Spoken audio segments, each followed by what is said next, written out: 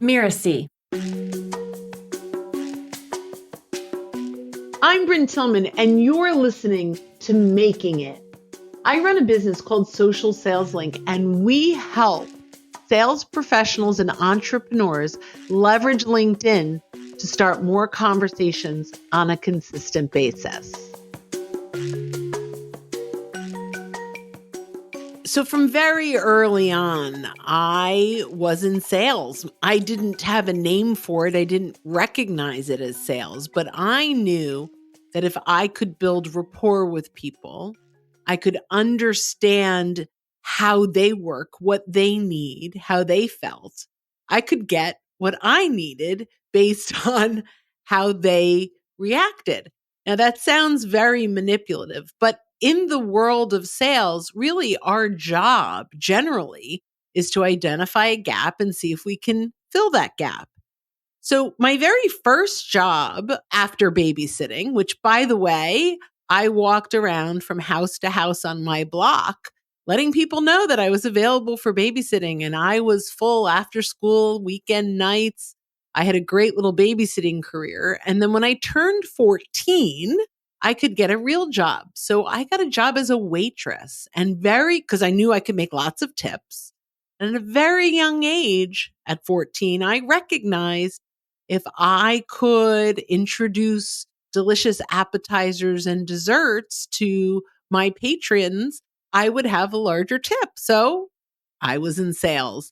And so that just followed. It was just fun. And really why it was fun was because I talked to people to learn about them and learn about what they liked so I could serve them better, which ultimately increased my income. So sales has always been a quintessential part of my life, all the way from being pretty young. I started my professional career out of college. I was actually a new mom, and the hospitality career was not conducive to raising a child. I needed a 9-to-5. So I literally answered a job in the newspaper back in the day when we did that, and got interviewed at Dun & Bradstreet and got the job very quickly, which was really rewarding.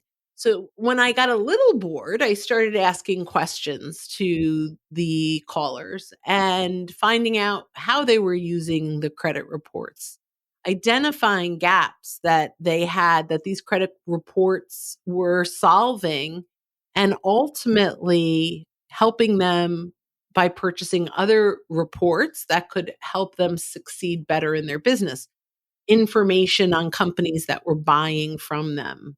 So, they absolutely loved it, and ultimately was able to help them create a program where hundreds of these inbound reps were being taught exactly what I was doing. So I really helped at a young age create a sales center out of an inbound call center.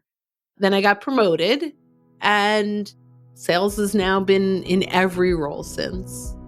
So I'm grateful to have had that experience early on in my life.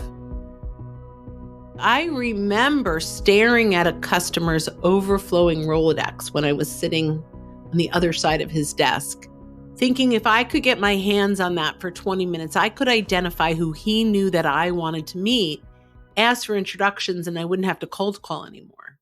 So when I saw LinkedIn a couple decades later, I recognized very quickly that this was the solution to my problem, because I could search and filter my connections to identify who they knew, or at least who they were connected to, run those names by them, and ultimately get a few really good referrals and introductions from my clients and networking partners. So when I saw that light bulb went off, and I said, man, this is the most powerful sales tool I've ever seen. And it just keeps getting better. I have one client, Michelle Vincent, who made it at a time where all the odds were against her. She's in the staffing industry, and in April of 2020, there was no work. She took my class and she learned to export her LinkedIn connections and take inventory. Who are we connected to that we should be having conversations with? And about a half hour into that, she recognized an old client was at a new company. She reached out to that client and they ended up needing about $1.5 million of business. Which is now well over 3 million in business. When there was zero business in the staffing world, Michelle was closing really big deals because she took inventory of her connections and acted on information that she wouldn't have known any other way.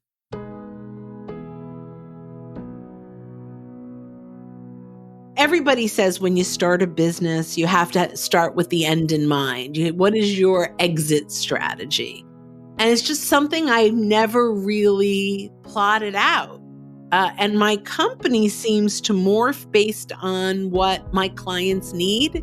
I can have a specific direction I want to go in, and then based on the market and the industry and COVID and all the other things that come in, that journey changes. And it's okay to not always have a final destination, to not be working toward a particular goal if you're really getting joy out of the journey.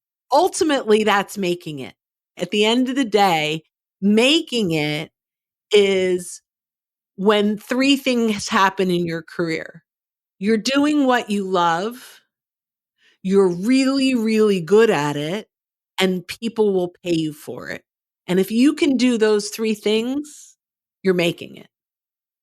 What making it means to me ultimately is succeeding at a goal, whether it's a financial goal, if it's an activity goal, making it for weight loss, making it for new accounts. Maybe you have targeted accounts that you close.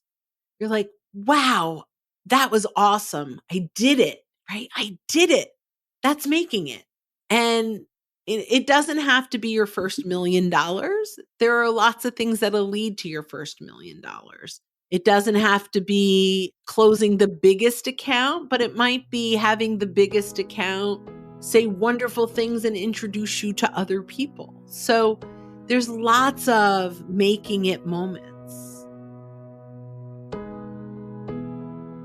When I made more money in my first year as an entrepreneur than I ever made before in my company, that felt like at the moment that I made it.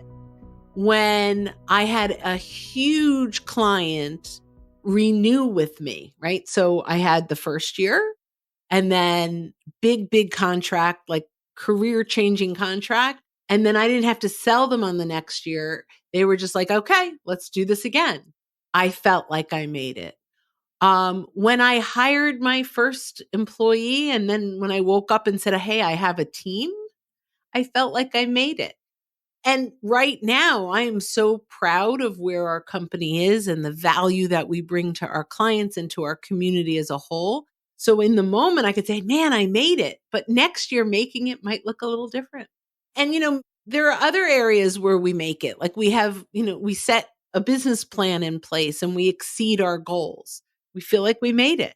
So I think all of the little we made it moments keeps us moving forward.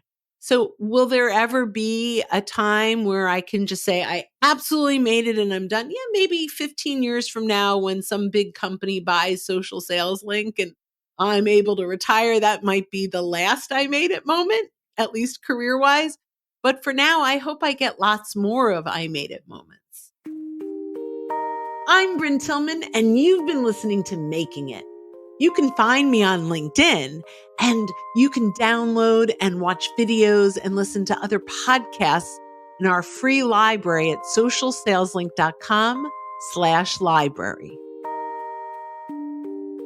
Making It is part of the Mirasee FM podcast network, which also includes such shows as Course Lab and Just Between Coaches. This episode of Making It was produced by Danny Bermant and Geoff Govertsen. Cynthia Lamb is a supervising producer. Danny Inney is our executive producer. Post-production by Post Office Sound. So you catch the great episodes that are coming up on Making It, go ahead and follow us on Apple Podcasts, Spotify, or wherever you're listening right now. And if you like the show, please leave us a starred review. It's the best way to help us get these ideas to more people.